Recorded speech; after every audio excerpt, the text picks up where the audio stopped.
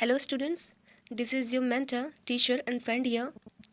Last के videos में हमने लूसेंट ग्रामर की बुक से सिंटैक्स के 40 रूल्स को कवर किया है और आज हम लोग रूल नंबर 41 से कंटिन्यू करने जा रहे हैं। ओके, चलिए स्टार्ट करते हैं।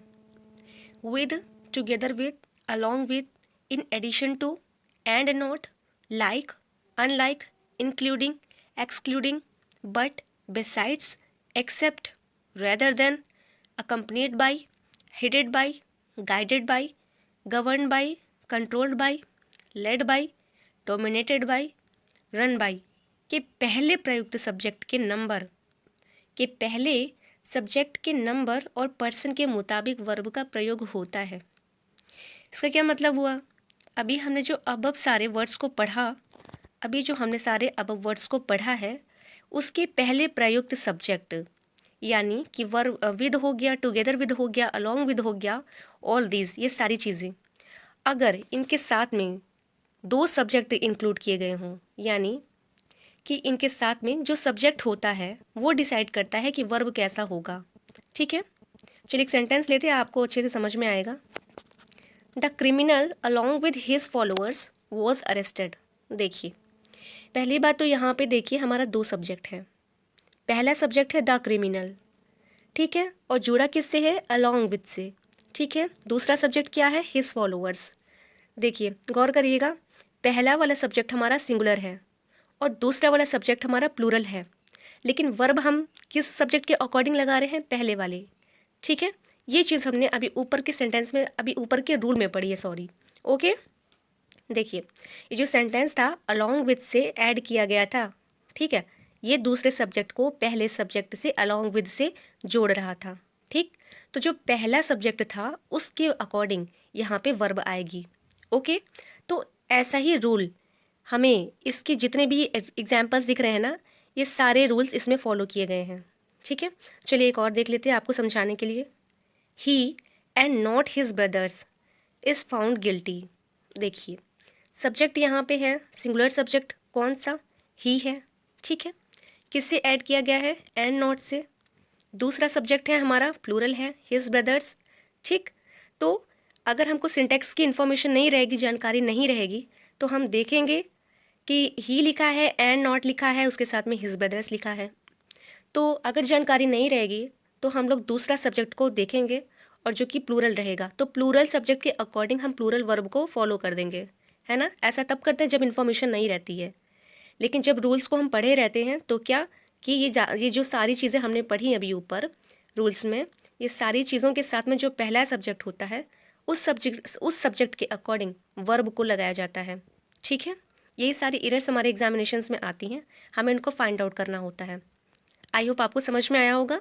बाकी एग्जाम्पल्स को आप लोग पढ़ते रहिएगा। ओके, चलिए रूल नंबर 42। दो सब्जेक्ट्स नीदर नॉर, इधर और, नॉट ओनली, बट आल्सो, और से जुड़कर सेंटेंस के सब्जेक्ट के रूप में अगर यूज़ किए गए हों तो नॉर और बट आल्सो के बाद प्रयुक्त सब्जेक्ट के नंबर और पर्सन के मुताबिक वर्ब का प्रयोग किया जाता है। जैसे देखिए, पहली बात तो आप लोग ये जानिए कि जो नीदर नॉर है, इधर और है ना, और बट आल्सो है, नॉट ओनली बट आल्सो है। वैसे यहाँ पेयर में तो ये नहीं लिखा है। ठीक, ये सभी कोरिलेटिव कंजंक्शंस हैं। ओके, आइए अब अपने मेन टॉपिक पे आते हैं। तो ये कहना ये चाह रहे हैं कि जो नीदर के साथ में नॉर लगा हुआ है ना, एक तो नीदर के बाद एक सब्जेक्ट आएगा, नॉर के बाद एक और सब्जेक्ट आएगा। ठीक है, यानी दो दो सब्जेक्ट आएंगे, एक आएगा नीदर के पहले, एक आएगा नॉर के पहले। ओके ओके, तो जो आई आया हुआ है यहाँ पे नॉर के बाद में, यानी नीदर को छोड़ करके नॉर के बाद जो सब्जेक्ट आया है वो डिसाइड करेगा कि हमारा वर्ब कैसे होगी। ओके, देखिए आप इस चीज़ को इस तरीके से भी याद कर सकते हैं कि वर्ब के बाद में नज़दीक में नॉर आया है ना, तो नॉर के बाद में जो सब्जेक्ट होगा वो डिसाइड करेगा हमारा वर्ब कैसा होगा। ओके, देखिए अगर नॉर के बाद में यहाँ आई ना होता, कुछ और होता, सपोज यहाँ पे वी होता या कोई भी प्लूरल चीज़ होती ना, तो प्लूरल के अकॉर्डिंग हम वर्ब का यूज़ करते हैं यहाँ पे। ओके, चलिए एक एग्जांपल और लेते हैं। इधर द फादर और हिज सन्स वेर पनिश्ड। देखिए मैंने क्या कहा था कि जो वर्ब के नज़दीक वाला जो होता है ना, यानी कि जैसे ये जो कंजंक्शंस मैंने आपको बताए, इधर हो गया, और हो गया, नीदर नॉर हो गया, तो ये जो इधर है ना, इधर के बाद जो सब्जेक्ट आ रहा है वो, और उसके बाद में जो कंजंक्शन है, और उस कंजंक्शन के बाद में जो सब्जेक्ट आ रहा है, चाहे वो सिंगुलर हो चाहे प्लूरल हो, जैसा सब्जेक्ट होगा वैसा वर्ब होगा। अगर हमारा जो सब्जेक्ट है और के बाद वाला वो सिंगुलर है, तो सिंगुलर के साथ में सिंगुलर वर्ब आएगी, और अगर और के बाद में सब्जेक्ट प्लूरल है, तो प्लूरल के बाद में, प्लूरल के साथ में प्लूरल वर्ब भी आएगी। ओके, चलिए। Okay, rule number 43, relative pronouns who, which, that के पहले प्रयुक्त नाउन और प्रोनाउन के नंबर तथा पर्सन के मुताबिक रिलेटिव प्रोनाउंस के बाद वर्ब का प्रयोग होता है। जैसे पहली बात तो आप ये समझिए कि रिलेटिव प्रोनाउन क्या होता है। ठीक, ये जोड़ता है सेंटेंस में, दो सेंटेंस को पहले सेंटेंस से कनेक्ट करता है। ओके, चलिए, तो देखिए, पहला हम पहले सेंटेंस लेते हैं, अच्छे से समझ में आएगा आपको। The girl who is playing my daughter. The girl, देखिए पहले जो सबसे पहले लिखा हुआ है ना, ये है हमारा सब्जेक्ट, और सब्जेक्ट क्या है, सिंगुलर है। ठीक है, कौन कनेक्ट कर रहा है, हु कनेक्ट कर रहा है। हु क्या है, according two parts of speech relative pronoun है। ओके, रिलेटिव प्रोनाउन जोड़ रहा है किसको, पीछे प्रेडिकेट से, सेंटेंस से। ओके, तो जो द गर्ल है, ये इस बात, ये द गर्ल है ना, यानी जो करता है, कर्ता के बारे में पूरा प्रेडिकेट बताएगा। ठीक है, कैसे बताएगा, जब हम हु से कनेक्ट कर देंगे सेंटेंस में। ओके, तो द गर्ल, गर्ल को क्वालिफाई कर रहा है हिज। हिज क्यों लग रहा है, क्योंकि यहाँ पे देखिए सब्जेक्ट सिंगुलर है, गर्ल के बारे में बात हो रही है और सब्जेक्ट हमारा सिंगुलर है। ओके, इसलिए हम यहाँ पे इसको सिंगुलर यूज़ कर रहे हैं। Okay, the girl who is playing is my daughter. ठीक है, देखिए इसको जब हम प्रोनाउन पढ़ेंगे, तो प्रोनाउन में भी हम रिलेटिव प्रोनाउन जब पढ़ेंगे, तो रिलेटिव प्रोनाउन में सारे रूल्स का हम रिवीजन आपको बहुत अच्छे से करवाएंगे। ओके, क्योंकि इसके बिना इन्फॉर्मेशन बहुत अधूरी होती है, ये बहुत इंपॉर्टेंट टॉपिक है हमारा। ठीक है, देखिए, ठीक है, चलिए एक और ले लेते हैं एग्जाम्पल इसका। It is I who have written this letter. It is I, देखिए मैंने आपको ये पहले भी बताया है कि वर्ब टू बी जब यूज़ करते हैं, यानी इट इज़ आई। ठीक है, यानी इज़ हो गया, एम हो गया, आर हो गया, वाज हो गया, वेर हो गया, है ना, इन सब चीज़ों के बाद में जो केस होता है हमारा, वो सब्जेक्टिव केस प्रोनाउन होता है। ठीक है, सब्जेक्टिव केस प्रोनाउन क्या, यानी आई, ये कह रहा है इट इज़ आई, है ना, तो कह क्या रहा है, कहेगा इसलिए क्योंकि according to rule it's me नहीं बोल सकते हम, क्योंकि जो मी होता है ना, वो ऑब्जेक्टिव केस प्रोनाउन होता है, और रूल हमारा यही बता रहा है कि वर्ब टू बी के बाद में हमेशा नॉमिनेटिव केस प्रोनाउन का यूज़ किया जाता है।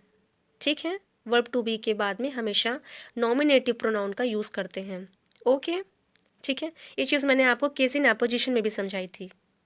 चलिए सेंटेंस पे आते हैं वापस। It is I who have written this letter. ये जो हु वर्ड है रिलेटिव प्रोनाउन है।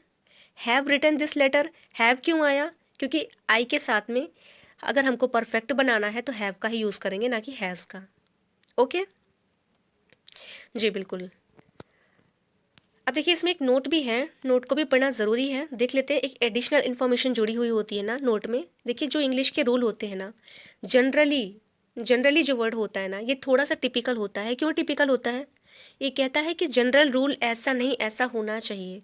उसके बाद में जो एक नीचे नोट लिखी होती है ना, वो पूरे रूल को ना क्या करता है कि एग्जाम्पशन में ले आता है, कि यानी कि अब जो रूल है वो तो है ही है, इसके साथ में जो नोट दिया जा रहा है उसको ज़्यादा दिमाग में रखना चाहिए, इसलिए क्योंकि एग्जामिनेशंस में ये बहुत इंपॉर्टेंट रोल प्ले करता है। ठीक है, कैसे, आइए देखते हैं।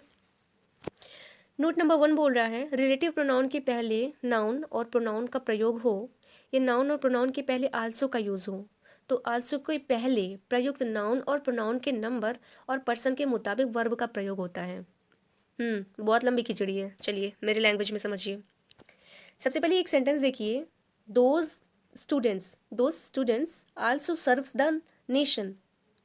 सॉरी, माफ़ कीजिएगा, मैंने इसको प्लूरल पढ़ा, प्लूरल के साथ में हमने सब्जेक्ट नहीं रखा है ना। ओके, चलिए फिर से देखते हैं। Those students also serve the nation who work for the welfare of the society. देखिए सबसे पहले आप इसमें ढूंढिए रिलेटिव प्रोनाउन कहाँ है। रिलेटिव प्रोनाउन आपको दिख रहा है, हु लगा हुआ है। ठीक है, हु के पहले जो नाउन आया है, हु के पहले जो नाउन आया है, नाउन कहिए चाहे प्रोनाउन कहिए, चूंकि ये नाउन ही है, सामने आर्टिकल लगा हुआ है, ठीक है। नाउन, ये जो रिलेटिव प्रोनाउन है उसके पहले जो नाउन या प्रोनाउन आया है उसके पहले आल्सो आया हो और उस आल्सो के पहले नाउन आया हो। ओके, 3 बातें याद रखनी है। पहले ढूंढिए रिलेटिव प्रोनाउन कहाँ है। रिलेटिव प्रोनाउन को ढूंढ लिया, उसके पहले नाउन या प्रोनाउन उसको ढूंढिए, मिल गया द नेशन, ठीक है। नेशन के पहले आल्सो आया हो, आया भी है, आल्सो के पहले आया हो जो नाउन, वो डिपेंड करता है वर्ब क्या होगी, ठीक है। कैसे, रूल यही है, यही लिखा हुआ है उसमें, ठीक। देखिए यहाँ पे लिखा है those students also serves the nation who work for the welfare of the poor. Students है चूंकि प्लूरल है, ओके। तो रिलेटिव प्रोनाउन हु के बाद में जो वर्ब लगेगी वो स्टूडेंट्स के अकॉर्डिंग लगेगी, ठीक, यानी प्लूरल वर्ब प्लूरल सब्जेक्ट के अकॉर्डिंग लगेगी, ठीक। इसको थोड़ा ध्यान से पढ़ने वाली चीज़ें हैं, ठीक है। ओके, चलिए बाकी एग्जाम्पल्स आप सारे लोग खुद ही देखेंगे। नोट नंबर 2 भी देख लेते हैं, ये भी बहुत इंपॉर्टेंट है। रिलेटिव प्रोनाउन का प्रयोग जिस नाउन और प्रोनाउन के लिए होता है उसी नाउन और प्रोनाउन के नंबर और पर्सन के मुताबिक रिलेटिव प्रोनाउन के बाद वर्ब का प्रयोग होता है।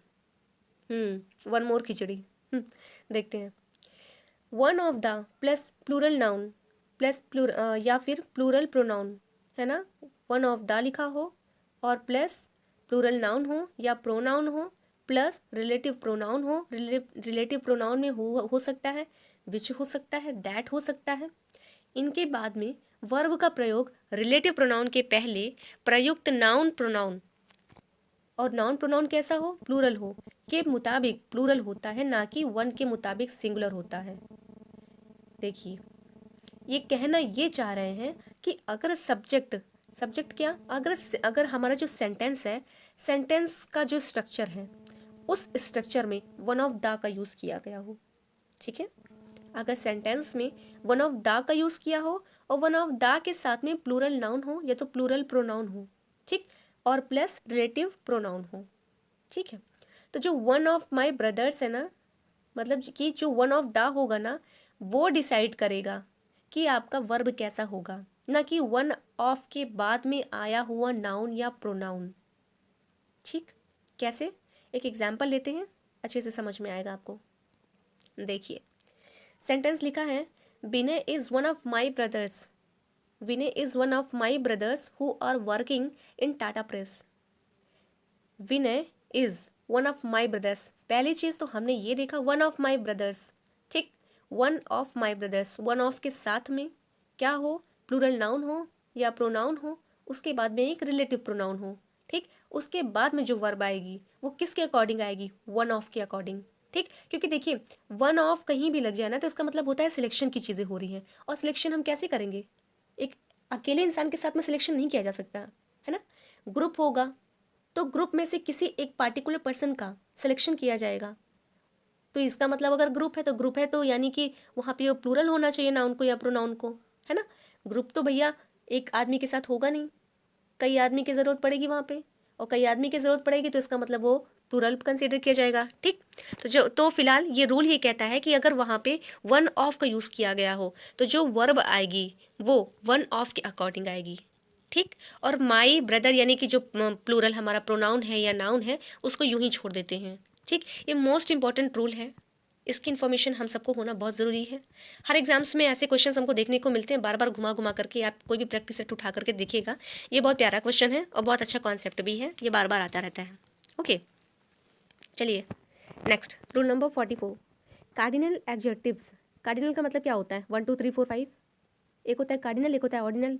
ऑर्डिनल में क्या होता है, first second third fourth fifth, जो ऑर्डर बताता है। और कार्डिनल में क्या होता है, 1 2 3 4 5, यानी कि नॉर्मल न्यूमेरिक चीज़ें, ठीक है। 1 2 3 4 5 लिखा भी हुआ है ना, के बाद में प्लूरल नाउन का प्रयोग हो और प्लूरल नाउन से सर्टेन अमाउंट निश्चित रकम, सर्टेन वेट निश्चित वजन, सर्टेन पीरियड निश्चित अवधि, सर्टेन डिस्टेंस, सर्टेन हाइट का बोध हो तो सिंगुलर वर्ब का यूज़ होता है, ना कि प्लूरल वर्ब का। मोस्ट कन्फ्यूजिंग, बहुत अच्छा कॉन्सेप्ट है। देखिए 5 rupees is a very small amount. 5 rupees को एक यूनिट के तरीके यूज़ किया जा रहा है। यूनिटी का मतलब क्या होता है, एकता, एक ही में कंसीडर किया जाए। ₹5, ठीक है, यानी एक ही किसी नोट वोट की बात कर रहा है, यानी इसकी निश्चित रकम की बात कर रहा है ना। ₹5 is a very small amount, इसलिए यहाँ पे इसको सर्टेन यूनिट की तरह यूज़ किया गया है, इसलिए यहाँ पे हम सिंगुलर वर्ब को कंसीडर कर रहे हैं। ठीक,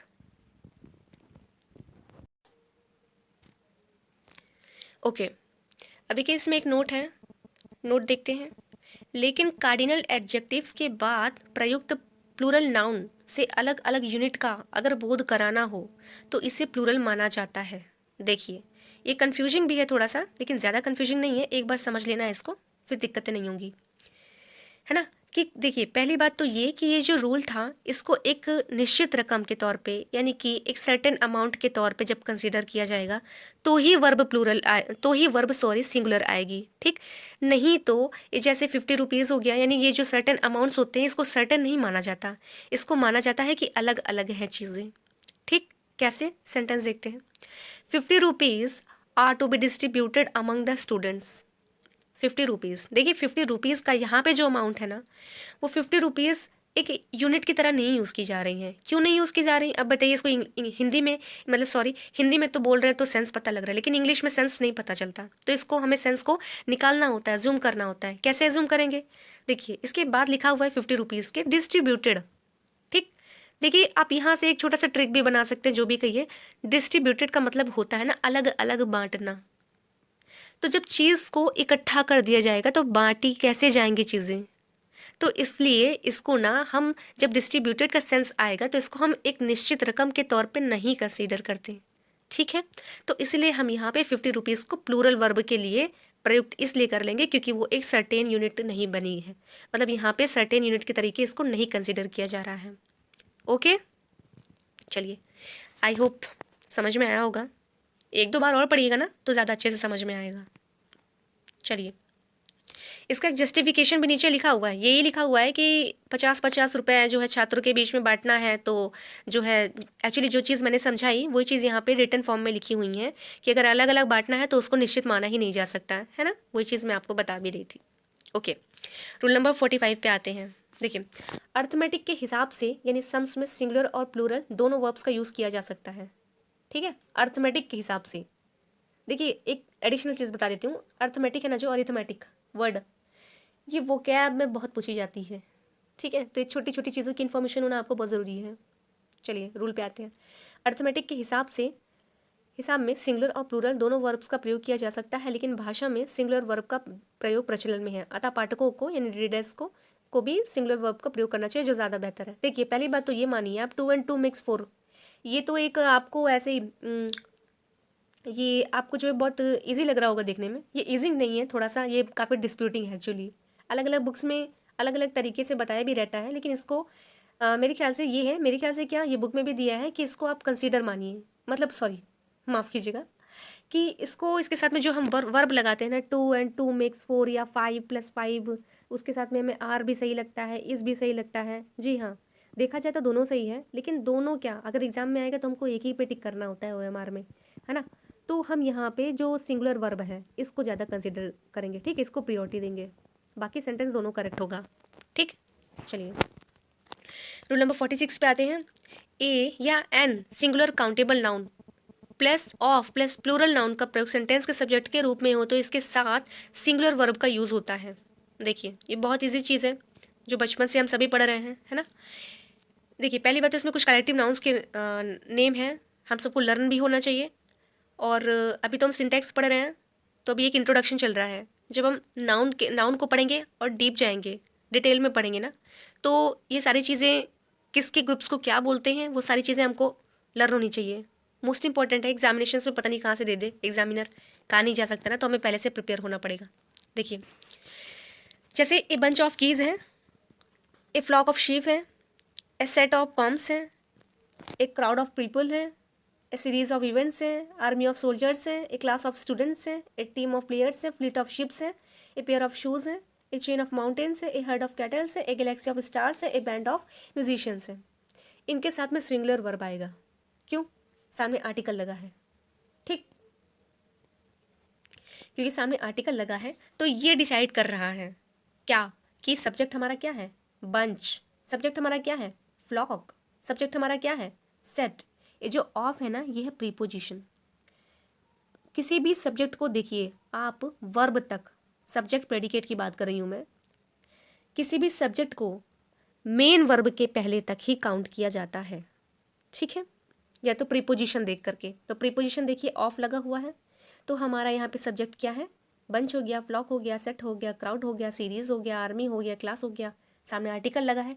आर्टिकल कैसा है, आर्टिकल कैसा है, आर्टिकल है हमारा सिंगुलर बता रहा है। सिंगुलर बता रहा है तो सिंगुलर सब्जेक्ट कहा जाएगा, सिंगुलर सब्जेक्ट होगा तो सिंगुलर वर्ब भी आएगी। देखिए सेंटेंस ले लेते हैं एक, a herd of oxen is grazing in the field. A herd of oxen is grazing in the field, ठीक है। देखिए ए हर्ड लिखा हुआ है ऑफ ऑक्सन, ऑक्सन का जो झुंड होता है ना उसको हर्ड बोलते हैं, ठीक।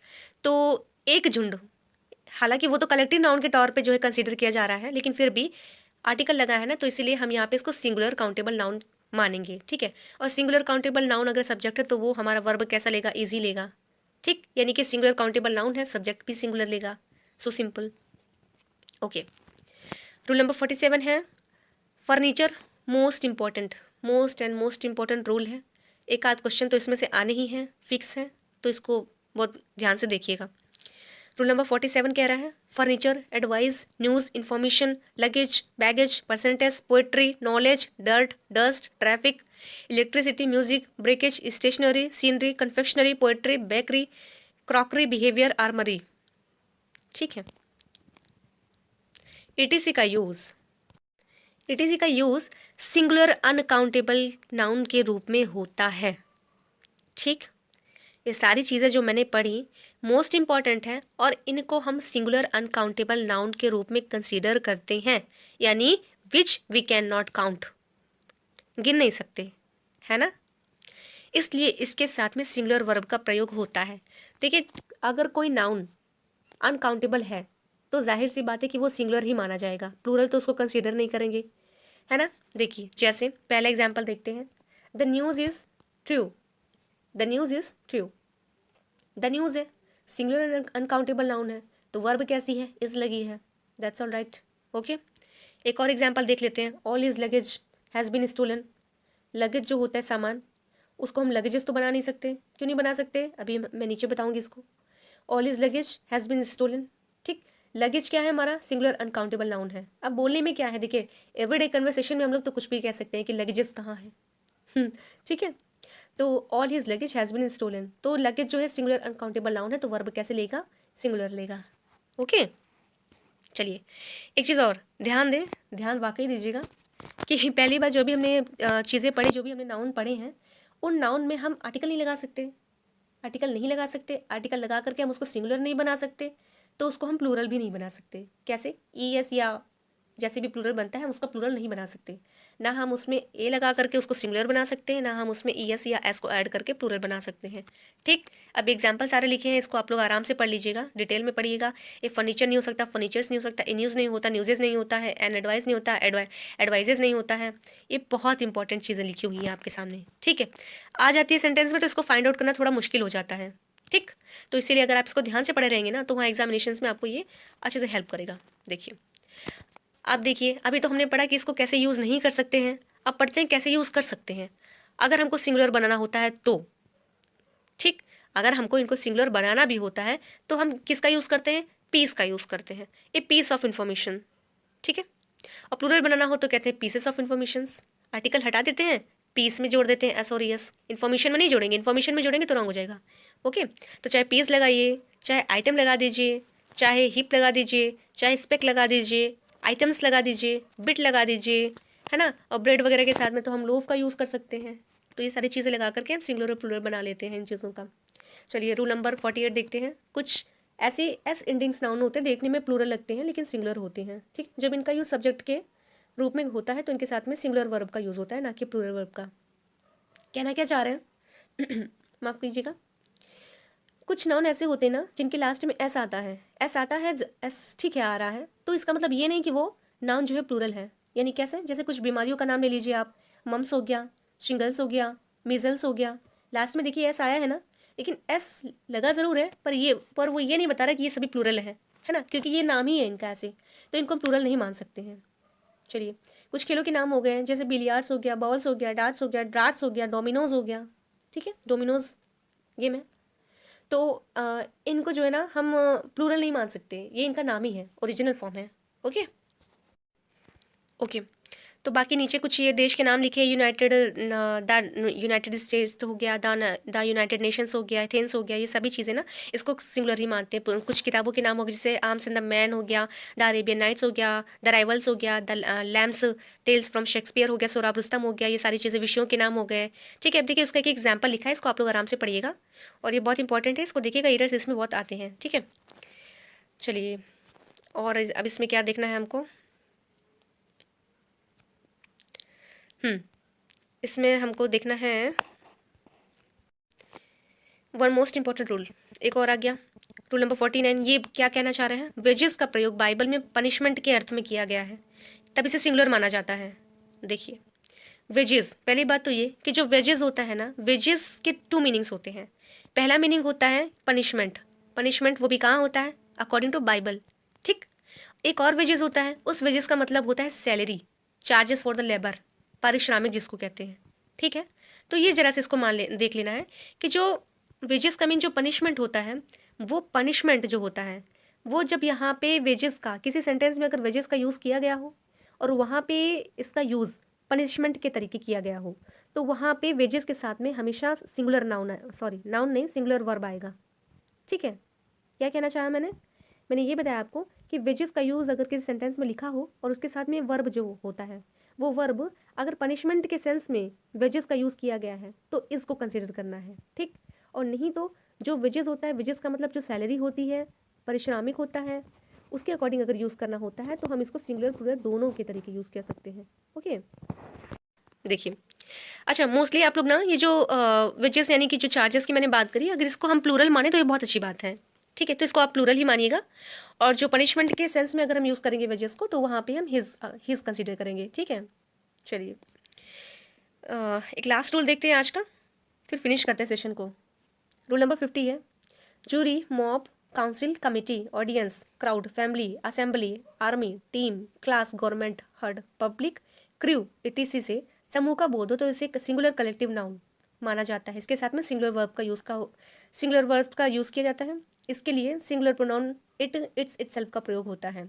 कैसे, ये भी बहुत इंपॉर्टेंट रूल है। देखिए, पहली बात तो आप फिर से वही एडिशनल चीज़ एक देख लीजिए, कमिटी की स्पेलिंग बहुत बार आई एग्जामिनेशंस में पूछी जाती है, वो कैप सेशन में। तो कमिटी की स्पेलिंग देखिए, COMMI, इसमें जो 3 लेटर्स आपको दिख रहे हैं, एम है, एक टी है, एक ई है, बहुत बार पूछी गई है SSC के भी एग्जामिनेशंस में। ठीक है, इसको आप अच्छे से प्रिपेयर कर लीजिएगा। चलिए, आते हैं टॉपिक पे। तो ये कह रहा है कि जो कलेक्टिव नाउन होता है ना, जैसे जूरी हो गया, मॉब हो गया, काउंसिल हो गया, कमेटी हो गया, ऑडियंस हो गया, क्राउड हो गया, असेंबली, टीम, एक्सेट्रा, सारी चीज़ें होती है ना, तो इनको हम सिंगुलर कलेक्टिव नाउन मानते हैं। ठीक, और जब कलेक्टिव नाउन के लिए हमको वर्ब का यूज़ करना होता है या प्रोनाउन का यूज़ करना होता है, तो सिंगुलर वर्ब का यूज़ करते हैं, प्रोनाउन का यूज़ करना होता है तो इट का यूज़ कर लेते हैं। इट का यूज़ क्यों कर लेते हैं, क्योंकि कलेक्टिव नाउन है, और कलेक्टिव नाउन है तो इसको हमें यूनिटी दिखाना पड़ेगा, ग्रुप बताना होगा, ग्रुप बताएंगे तो इट्स का यूज़ करेंगे, इट का यूज़ करेंगे। ओके, चलिए, एक सेंटेंस लेते हैं, the jury was unanimous in its decision. ठीक है, द जूरी क्या है यहाँ पे, है तो ग्रुप। ठीक है, और ग्रुप है तो इसको ये कलेक्टिव नाउन की तरह यूज़ किया गया है। तो कलेक्टिव नाउन क्या, कलेक्टिव नाउन जो है ना, ये सिंगुलर माना जा रहा है यहाँ पे। द जूरी वाज देखिए, ये कलेक्टिव नाउन है, जूरी, तो जूरी के अकॉर्डिंग यहाँ पे सिंगुलर वर्ब आई है, anonymous in its decision. It's जो लिखा है ना, ये सिंगुलर है प्रोनाउन। ठीक है, किसके अकॉर्डिंग आया है, जूरी के। ठीक है, अच्छा, ओके, ठीक है। और जो है अब इसमें इसमें कुछ स्पेशल नहीं पढ़ना है, इसमें आपको एक, हाँ, एक और इम्पॉर्टेंट रूल है, एक नोट भी है इसमें। नोट आप लोग ये जान लीजिए कि जैसे अभी हम 1-2 रूल पहले ही पढ़े थे, कहाँ गया, जब डिवाइड का सेंस आता है ना, मतलब कि जब सेंटेंस में डिवाइड वर्ड यूज़ किया गया हो और उसका यूज़ इस तरीके से किया जाए कि चीज़ें एक एक यूनिट के रूप में नहीं हो, उनको अलग अलग डिस्ट्रीब्यूट करना हो, तो ये समझ जाइए आप कि वहाँ पे जो भी चाहे कलेक्टिव नाउन होगी, है ना, कलेक्टिव नाउन हो, कुछ भी हो, तो उसको अलग अलग कंसीडर करना है। और फिर वहाँ पे चाहे आपका ये प्रोनाउन आना होगा तो, या अगर आपका वर्ब आना होगा तो दोनों प्लूरल आएगा। ठीक, कैसे, सेंटेंस देखते हैं एक, the jury were divided in their opinions. देखिए मैंने अभी आपको बताया था कि जो डिवाइडेड वर्ड है वो डिसाइड करता है कि सेंटेंस का सेंस क्या जा रहा है, और सेंस ये जा रहा है कि यहाँ पे अलगाव की बातें हो रही हैं। तो यानी जो जूरी है ना, वो जूरी कलेक्टिव नाउन के तौर पे यूज़ नहीं हो रहा है यहाँ पे, है ना। यानी कि जो जूरी के जो मेंबर्स हैं उनके प्रत्येक के अलग अलग सदस्य, ठीक, वो डिवाइड हो गए हैं अपने मतों के साथ में। तो जब मतों के साथ में जब ये डिवाइड हो गए हैं तो एक मतलब एक एकता की बात नहीं रह गई, यानी कि यूनिटी की बात नहीं हुई, ठीक है। चलिए, और इसके साथ में ये थोड़ा सा सेशन मैं आज अपना फिनिश करती हूँ। नेक्स्ट वाले रूल में, मतलब नेक्स्ट वाले वीडियो में हम लोग 51 से कवर करेंगे। आप लोग भी पहले से ही पढ़ करके आइएगा। तो लाइक करिएगा, सब्सक्राइब करिएगा, शेयर करिएगा। Thank you so much.